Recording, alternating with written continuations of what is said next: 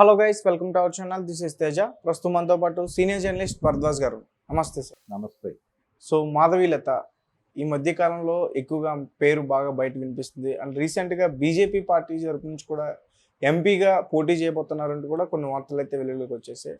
And ఆమె పాత బస్తీ గురించి మాట్లాడుతూ అక్కడ అభివృద్ధి లేదు, అక్కడ నాయకులందరూ కూడా దోచేసుకుంటున్నారు, తినేస్తున్నారంటూ మాట్లాడింది. అండ్ రీసెంట్గా ఓవైసీ అసదుద్దీన్ గారు అతను అభివృద్ధికి మేము ఎలాంటి అడ్డం చెప్పం, ఇక్కడ మెట్రోలు వేయండి, అభివృద్ధి చేయండి అని రేవంత్ గారి సమక్షంలో కూడా మాట్లాడడం జరిగింది. సో వాళ్ళిద్దరి మధ్య పోటీ ఏర్పడే అవకాశం ఉందా? విభేదాలు ఏమైనా జరుగుతున్నాయా? సో పాత బస్తీలో అభివృద్ధి అనేది ఆవిడ ఎజెండా అంశంగా మాట్లాడుతోంది మాధవీలత గారు. ఆవిడకి అభ్యర్థిత్వం ఖరారైపోయింది. బీజేపీ క్యాండిడేట్గా ఆవిడ పోటీలో ఉన్నారు. ఇప్పుడు అసదుద్దీన్ ఎట్టి పరిస్థితుల్లోనూ ఓడించి ఇంటికి పంపించేస్తానని బలంగా మాట్లాడుతోంది ఆవిడ. ప్రచారంలో ఉన్నారు వాళ్ళు. కాబట్టి ఆవిడ ప్రధాన అస్త్రం ఏంటంటే అక్కడ చిన్న చిన్న సందులు ఉంటాయి, చిన్న చిన్న ఇళ్ళు ఉంటాయి, ఆ ఇళ్లలో ఆ సందుల్లో పడి మురికి జీవితం గడుపుతున్నారు వాళ్ళు. రోడ్లు వైడెన్ చేయడానికి వాళ్ళు అంగీకరించరు, ఫ్లైఓవర్లు వేయటానికి వాళ్ళు అంగీకరించరు, మెట్రో రైలు వేయటానికి వాళ్ళు అంగీకరించరు అని చాలా కాలంగా గొడవ ఉంది. దాన్ని ఆవిడ కొంచెం గ్లోరిఫై చేసి అటాక్ చేస్తాం. ఈ టైంలో మెట్రో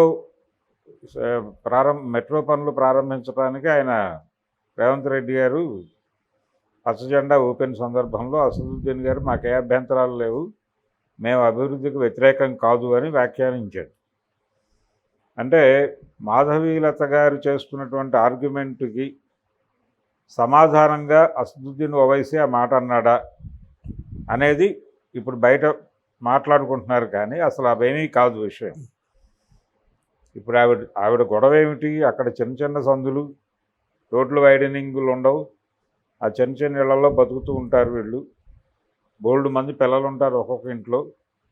ఆ పిల్లల్ని చూస్తే నాకు జాలేస్తుంది, తల్లి హృదయం, నేను వాళ్ళకి ఏదో ఒకటి చేయాలని చెప్పి తపన పడుతూ ఉంటాను. ఇలా మాట్లాడుతుంది ఆవిడ ప్రతి వీడియోలో. ఆవిడ ఏ వీడియో చూసినా ఇదే గోల్ ఉంటుంది. తల్లి హృదయం అనే దాన్ని ఆవిడ హైలైట్ చేసి మాట్లాడుతుంది. అయితే ఈవిడ తల్లి హృదయం ప్రకారం అక్కడ రోడ్లు వైడెన్ చేస్తే ఆ చిన్న చిన్న ఇళ్ళన్నీ లేపేయాలి. లేపేస్తే ఆ చిన్న చిన్న ఇళ్లలోంచి లేపేసిన వాళ్ళని ఎక్కడికి పంపించాలి? హైదరాబాద్ చివరెక్కడో, ఊరి చివరెక్కడో ఇళ్ళు కట్టించి అక్కడికి పంపించాలి. అంటే వాళ్ళని ఓల్డ్ సిటీ నుంచి తరలించడం అనేది ప్రోగ్రాం. దీనికి భయపడే వాళ్ళు అక్కడ మా రోడ్లు వైడెన్ చేయమాకండి అని చెప్పి దశాబ్దాలుగా గొడవ చేస్తోంది. అభివృద్ధి కాదని కాదు వాళ్ళ ఉద్దేశం. వాళ్ళ ప్లేస్లో నుంచి వాళ్ళ నిర్వాసితుల్ని చేసే అభివృద్ధి వద్దు అంటున్నారు వాళ్ళు. మాకు ఏళ్ల తరబడి ఉన్నటువంటి జాగా ఇది, దాని నుంచి మమ్మల్ని బేతగాలు చేయించి బయటకు గెంటేయమాకండి ఇక్కడ నుంచి.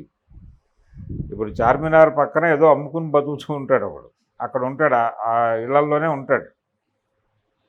రేపు అది ఆ రోడ్డు వైడెన్ చేసి ఆ ఇల్లు పీకేసి వాడిని ఎక్కడో హయత్ నగర్ అవతల ఎక్కడో పంపించేశారనుకోండి, అక్కడి నుంచి వచ్చి చార్మినార్ దగ్గర వ్యాపారం చేసుకోవాలంటే కష్టం కదా.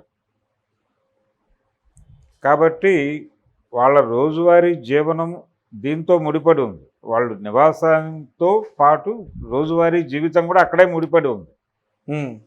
ఈ మొత్తాన్ని డిస్టర్బ్ చేసేసి ఇక్కడికి అభివృద్ధి పేరుతో వీళ్ళందరినీ పీకి అవతలకు పారేస్తాం అనేది ప్రోగ్రాం.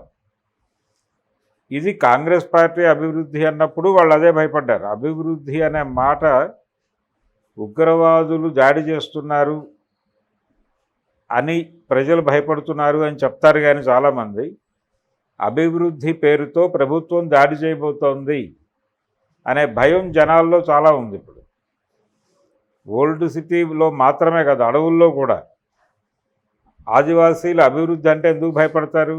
వీళ్ళు ఏదో కడతనం ఇక్కడ అని చెప్పేసి వచ్చేస్తారు మన జీవితాల్లోకి, మన నిర్వాసితులను చేస్తారు.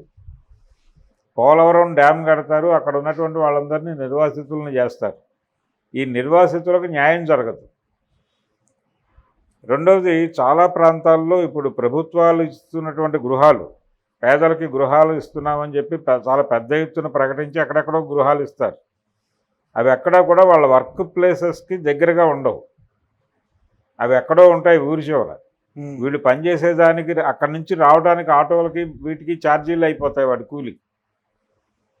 ఇప్పుడు అక్కడే ఇల్లు అనుకోండి, నడిచి వెళ్ళిపోయి చార్మినార్ దగ్గర ఏదో పని చేసుకుని ఒక 500 తెచ్చుకున్నాడు అనుకోండి ఇంట్లో, 500తో వాళ్ళ పూట వెళ్ళిపోతుంది.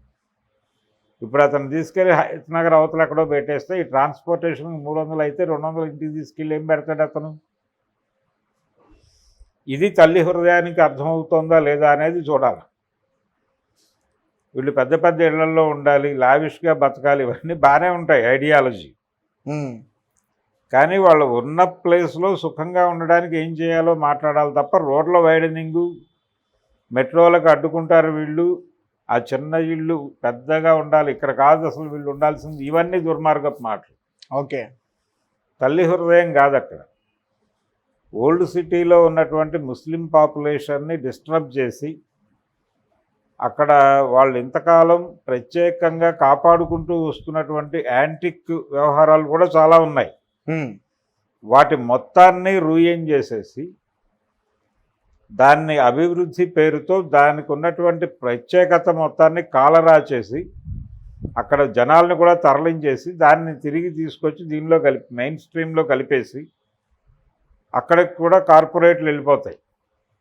అక్కడికి కూడా అంటే వాళ్ళ ఫుడ్ హ్యాబిట్స్ అన్నీ గందరగోళం అయిపోతాయి. వాళ్ళని ఉంచరు అక్కడ గెంటేయటం కోసం.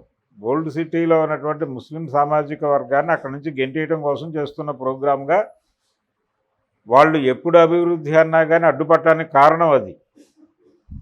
దీన్ని అర్థం చేసుకోకుండా తల్లి హృదయం తండ్రి హృదయం అని చెప్పి ఆవిడ సెంటిమెంటలైజ్ చేసే విషయాన్ని, అసలు వీళ్ళకి ఏమాత్రమూ తెలియదు, కనీసం ఇంగితం లేదు. అభివృద్ధి వద్దంటారేంటి?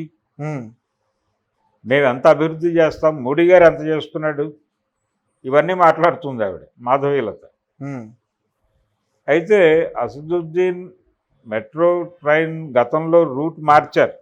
ఓల్డ్ సిటీ నుంచి వెడుతున్నటువంటి రూట్ని ఆయన మాట్లాడిన మేరకు రూట్ మార్చిన మాట వాస్తవం ఆ రోజున. ఇది మొదటి విడత మెట్రో డిజైనింగ్ అప్పుడు.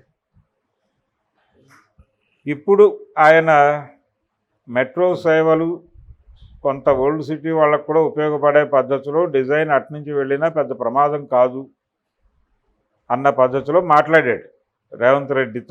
రేవంత్ రెడ్డి సమక్షంలో మాట్లాడాడు.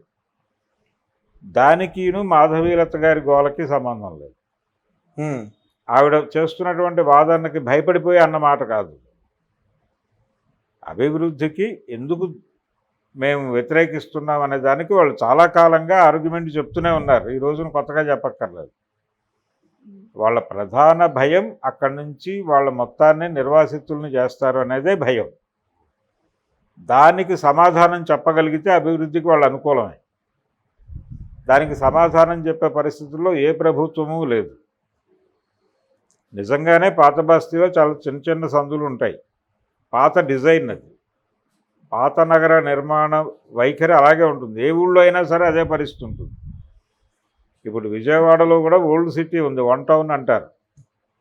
అక్కడ రోడ్లు చాలా చిన్నగా ఉంటాయి. దాన్ని ఎందుకు వైడెన్ చేయరు? ఆ మొత్తం ఇళ్ళు పీకేసి వైడెన్ చేయొచ్చు కదా, 6 వే వేయచ్చు కదా. ఎక్కడికి వెళ్ళిపోతారు వాళ్ళందరూ? ఇది ప్రశ్న. అందుకని ప్రజల్ని నిర్వాసితులను చేయటం కోసం అభివృద్ధి పేరుతో దాడులు చేసే పని మాత్రం చెయ్యొద్దు అని అంటున్నారు వాళ్ళు. అంతే తప్ప అభివృద్ధికి వ్యతిరేకమేం కాదు. ఓకే, మాధవీలత గారు ఎట్టి పరిస్థితుల్లోనూ అసదుద్దీన్ మీద గెలిచే పరిస్థితి అయితే లేదు అక్కడ. ఓకే, ఆవిడ సీరియస్గా కంటెస్ట్ చేస్తున్నారు కానీ ఓడిపోతారని నేనైతే బలంగా నమ్ముతున్నాను. అంటే ఓడిపోవడానికి కారణాలు ఏంటో తెలుసుకోవచ్చా? ఆవిడ తల్లి హృదయంతో మాట్లాడుతున్న మాటలన్నీ కూడా వాళ్ళు అంటే ఆవిడ చేస్తున్న సహాయాలు స్వీకరిస్తున్నారు. కానీ ఆవిడ చెప్తున్న మాటల వెనకాల ఉన్నటువంటి అసలు విషయం కూడా వాళ్ళకి అర్థమవుతోంది. అందుకని ఆవిడతో మంచిగా ఉంటారు కానీ ఆవిడ్ని తమకి నాయకురాలుగా ఎన్నుకుని అంటే వాళ్ళకి రోజువారీ వాళ్ళ జీవితాలు వాళ్ళ కల్చర్కి వీటన్నిటికీ కూడా రోజువారీ సమస్యలకి ఏదొచ్చినా సమాధానం చెప్పి తమ కమ్యూనిటీ లీడర్గా నిలబడాల్సిన వాడు అసదుద్దీనే.